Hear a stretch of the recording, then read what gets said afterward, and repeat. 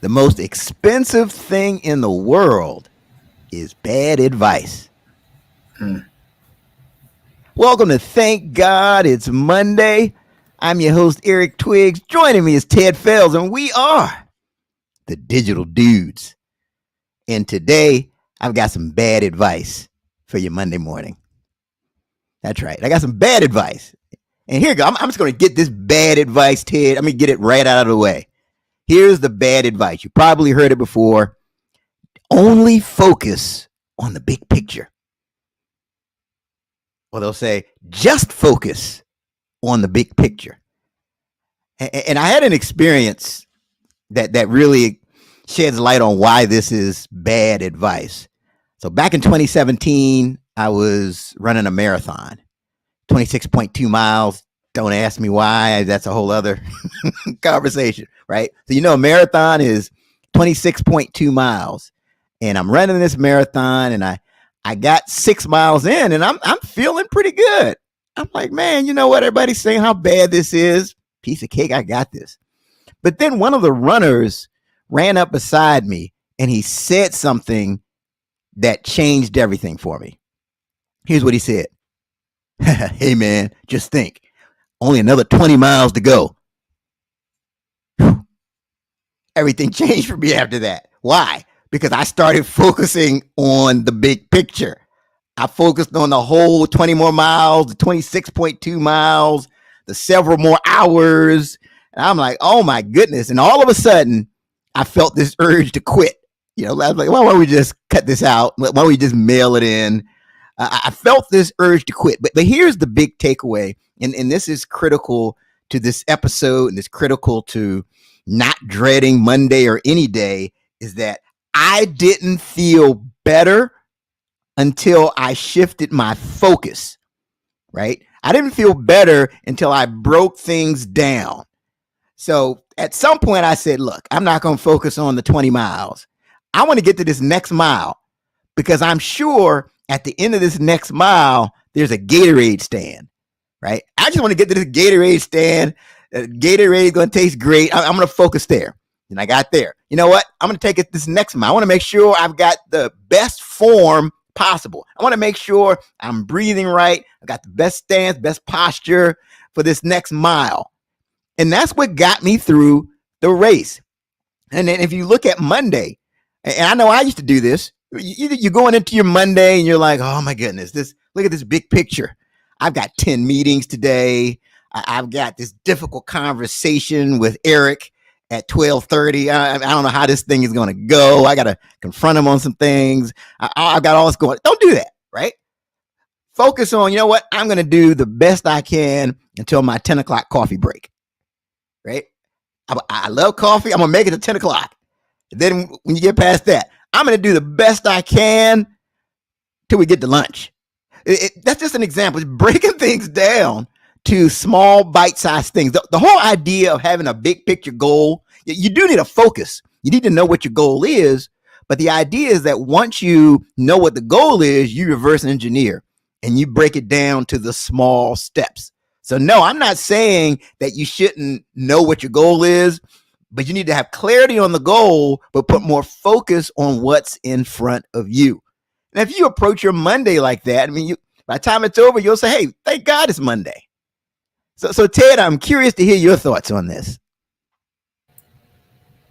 I don't have a whole lot of thoughts. I think you kind of covered it all there, because I've kind of always been thinking, the big picture, right? But I think your perspective that you said is the big picture that it's a puzzle with a bunch of pieces, right? So from what you're saying is just like focus on those pieces of the puzzle, but knowing that at some point, if you put those pieces together, then you're gonna have a big picture, Right. right? So I kind of like that. I didn't think I had anything. I like that. You put those, you put me in that spot, man. I got to come up with something. But yeah, I think that's it. I think that you know what the end result that you desire, and then you just go into dealing with the pieces at that point. Just stay with the pieces, because again, sometimes the big picture may seem really big, right? really big,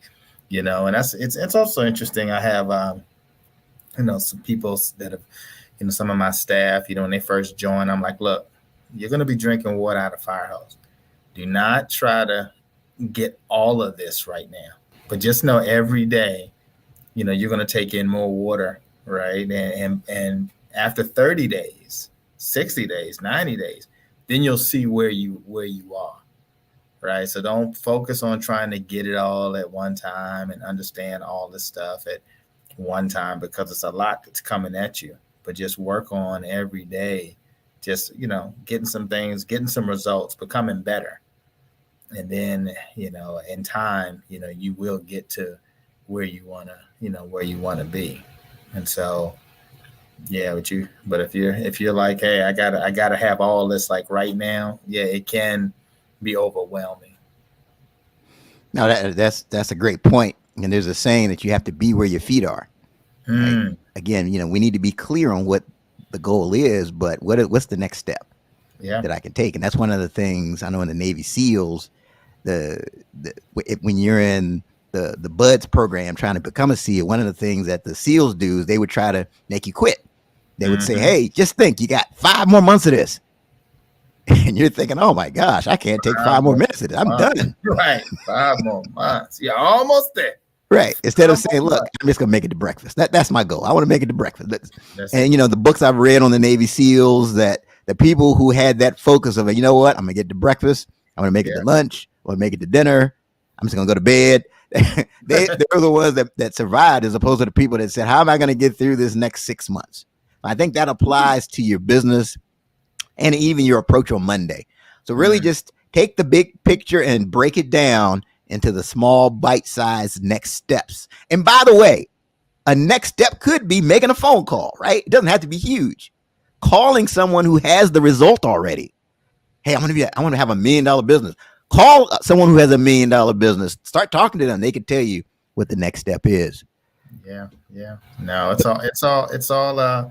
all action, right? If you're taking action, you're making movement. It's kind of funny. I use this example. Oftentimes I would have friends would get together to help someone move to a new house, right? New home. Right. And so all the guys would get there together, and then we'd just be looking at this and looking at all this stuff that we have to do. And we'll sit and talk about it and talk about, man, we're gonna be here all day. But we're gonna get this done eventually. And only once we get to a point where usually I'll say, let's just start an assembly line. Perfect Once we example. start once we start the assembly line, Eric, what happens then is you don't have no time to be sitting there thinking about the big picture, because there's another box coming to you. And as each person takes that next box and moves it to the next person, and then and someone's putting it up in the truck, before you know it, you have cleaned out the house. But if Oh you don't man. start that assembly line, Eric, folks will sit there and talk about this. And that's why the main thing is, whoever needs is getting this free moving service, you must have everything boxed up. Right? Don't let me come to your house and you got a whole bunch of loose stuff, right? If you guys take the time to make sure it's boxed up, then once we get the assembly line going, we'll make the progress by just moving the boxes along the way. And before you know it, you've cleaned out the place, and then you go to the next location, and everybody, Eric, there starts talking a while, and then you say, okay, let's get this line going. Once that's set up, then everything kind of starts going back into the house. And so it gets you to where you need it to be, but you got to start some action. You got to start moving some stuff. Stop all the talking, stop all the, stressing yourself out about, where you have to get to, and then just, get things moving. That's a word right there. I mean, if you want to have success, focus on the next box, right? That's it. Imagine if you got a big moving project.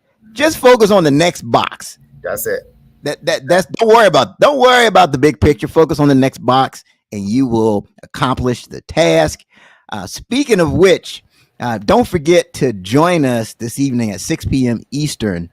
Uh, Cohen Guerin is my guest, and he's going to talk to us about 5 online dating secrets to grow your business. That's right. He's Wow. he's got an amazing story. He was a marketing entrepreneur, had a marketing company, but was so busy he didn't have time to date anybody. And so he started a business specifically for busy entrepreneurs to help them with their online dating profile. So he's Wow. helped entrepreneurs who are so busy to get 19 dates in 3 months. Wow. And he has a framework he uses that applies to business as well. So you want to tune in tonight at 6 o'clock. If you're trying to get a date, this is the perfect episode for you. You can apply these tactics to your business. 5 19 online days. dating secrets to grow your business. Wow. Ted, we're just helping people win. That's all we're doing. That's all. We're just trying to help. We try in more ways than one. Exactly. That's great. All right. So that's our time for Thank God It's Monday. Remember, take the one box at a time approach and have a great day.